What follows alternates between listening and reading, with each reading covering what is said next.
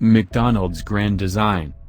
MacDonald was attracted to the idea of a wider entity encompassing all the British-controlled territories in Southeast Asia to create a larger economic and political entity that could compete with its neighbours and facilitate eventual decolonisation, and he therefore initiated several high-level discussions in the early 1950s.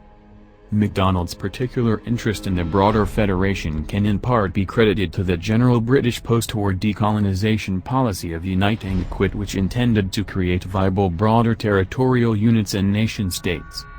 Further, as the most senior British officer in Southeast Asia, he was very familiar with local conditions and personally felt a broader federation would be beneficial to the otherwise smaller existing entities, and strongly promoted the federation despite some reservations in the Colonial Office.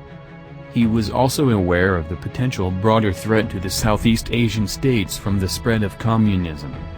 In 1951, MacDonald held several discussions with the leading Malayan political leader Dato' Jafar, the United Malays National Organization, UMNO, chief and member of the Federal Legislative Council, on the idea of a closer association between Malaya and Singapore on the one hand and the Borneo territories on the other.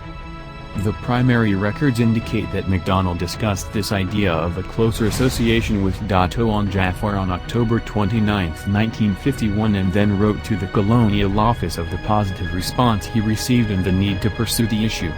He noted that Dato' Jafar showed a readiness to consider ways and means of gradually bringing the Federation and Singapore closer together. It was agreed that a small group of officials from the